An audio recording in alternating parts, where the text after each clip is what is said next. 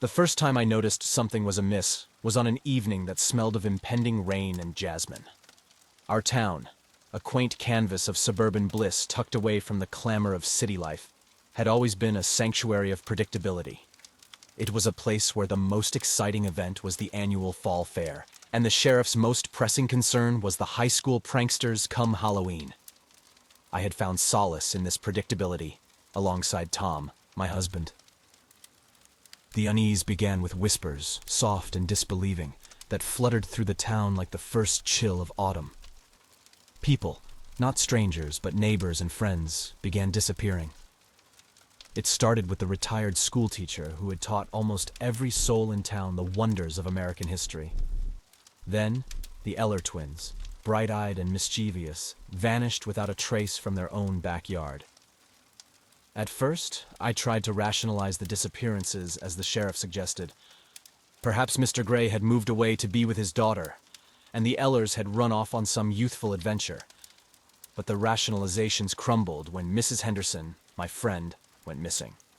She had promised to call me after her evening walk, a promise she never broke until that night. The town's atmosphere shifted from one of disbelief to a palpable tension that hung heavy in the air, thickening with each new disappearance. Electronic oddities began to occur. Streetlights would flicker erratically, and our television would turn on by itself, static filling the screen with an eerie, whispering hiss. Tom joked about it, suggesting we had a ghost who enjoyed late-night talk shows, but his laughter couldn't dispel the knot of anxiety in my stomach. Then came the night that changed everything for me. It was a night like any other, with Tom lost in his astronomical observations in the backyard, and me curled up with a book. A flicker of light caught my eye, a brief, unnatural glow that didn't belong to the street lamps or the stars. Curious and a bit unnerved, I stepped outside, the cool air brushing against my skin. The sky was a tapestry of darkness and twinkling stars, but as I watched, a series of lights, too symmetrical to be natural, danced across the night. They moved with purpose, in patterns that felt both random and deliberate. I called out to Tom, but he was engrossed in his telescope, worlds away from the strange spectacle above us. The lights vanished as quickly as they had appeared, leaving me to question whether I had seen them at all. I tried to speak to Tom about it, but he dismissed it as a trick of the light, or perhaps a satellite. I wanted to believe him, to laugh it off as a figment of my overactive imagination, but the seed of doubt had been planted. The next morning, the town awoke to the news that the Hendersons' dog, a loyal golden retriever that had been part of their family for years, was found whimpering on their doorstep, its owners nowhere to be found. It was then that the whispers turned to murmurs of fear, and the murmurs into a cacophony of theories ranging from government conspiracies to supernatural phenomena.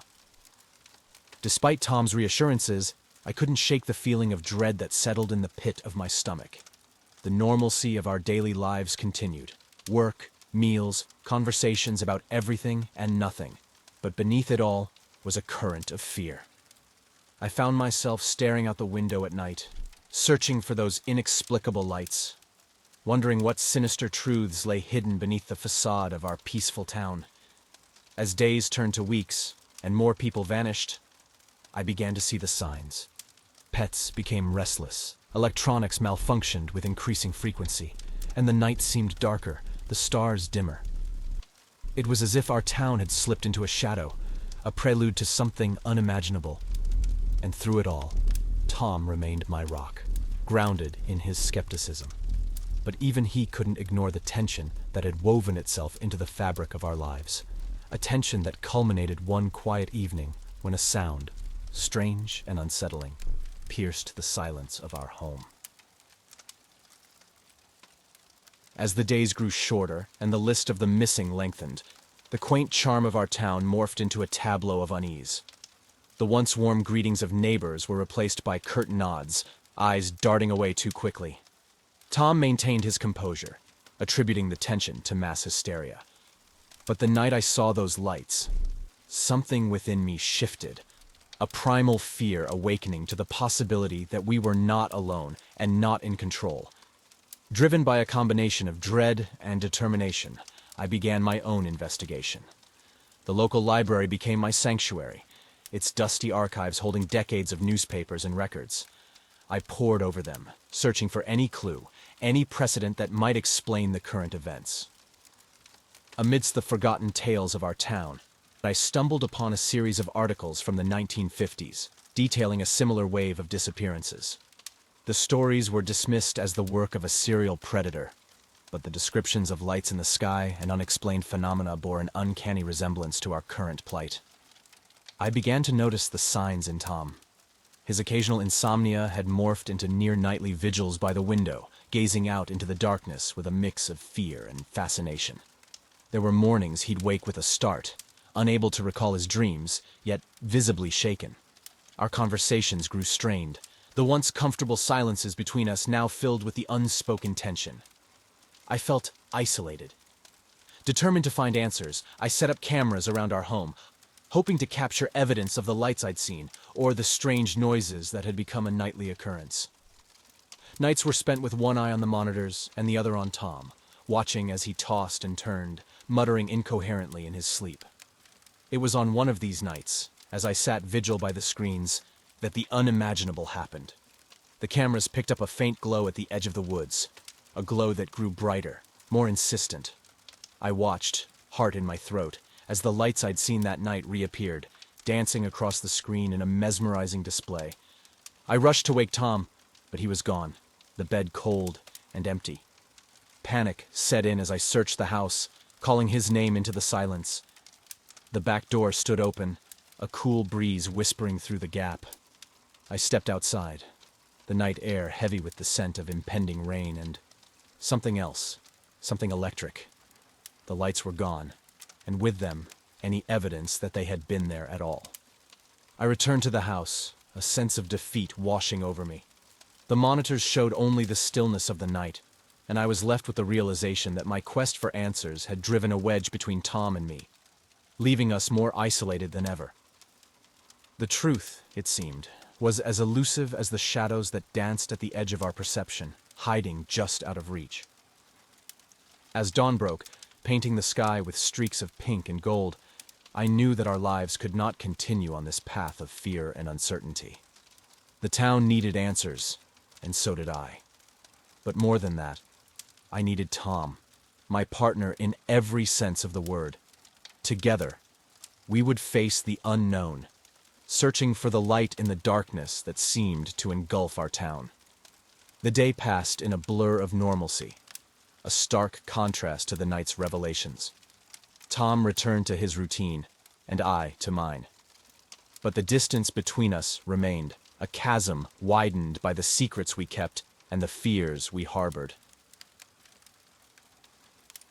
The days following my discovery of the lights were filled with a tension so thick it felt as if the town itself was holding its breath, waiting for a cataclysm.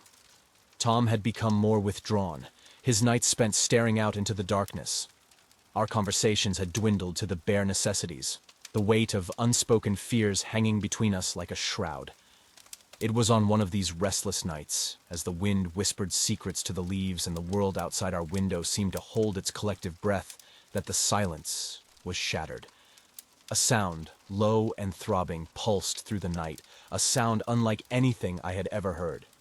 It was both foreign and terrifyingly familiar, as if it resonated with a primal fear deep within my bones. Tom stirred beside me, his body tensing as the sound grew louder, more insistent. Without a word, he rose from our bed and moved towards the window, his silhouette a dark shape against the pale moonlight. The look in his eyes was one I had never seen before, a mix of fear, fascination, and an unspoken resolve. He turned to me, his voice barely a whisper. "Stay here, Sarah." But how could I? How could I remain a passive observer when every instinct screamed that the culmination of our nightmare was upon us? I followed him, my heart pounding, as he opened the back door and stepped out into the night. The air was electric, the hair on my arms standing on end as the sound enveloped us, vibrating through the very ground beneath our feet. There, in the sky above our home, the source of the sound became visible. A craft, unlike any terrestrial vehicle, its lights pulsating in a hypnotic rhythm. The The darkness of the night seemed to coalesce around it, shadows within shadows, and for a moment, time itself seemed to stand still. Tom moved forward, as if drawn by a force beyond his control, his steps slow and deliberate. I reached out, my voice lost to the roar that filled the air, my plea for him to come back, to stay with me, swallowed by the night.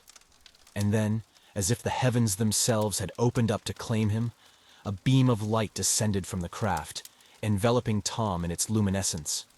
I watched, frozen in horror, as Tom was lifted off the ground, his body suspended in the beam of light. His eyes met mine, a mix of fear and wonder, a silent goodbye in their depths. And then he was gone, drawn up into the craft, which ascended into the night sky, leaving behind nothing but the echo of the sound and the emptiness where Tom had stood. The aftermath was a blur of motion and emotion, a cacophony of sound and silence. I screamed, my voice finally finding its way out, a primal cry of loss and defiance. But there was no one to hear, no one to witness the impossible truth of what had occurred. The night returned to its oppressive silence, the stars mocking me with their indifferent glow. The story of our town, of the lights and the disappearances, would no longer be whispered in hushed tones, dismissed as the ramblings of the grief-stricken or the mad. I would make them see, make them believe. For Tom, for myself, and for all those who had been taken, I would bring the truth to light. And so, as I stand before the window, gazing up at the stars with a mix of grief and determination, I know that this is not the end. It is only the beginning. The beginning of a journey into the unknown, a quest for answers in a universe that had just grown infinitely larger and more mysterious.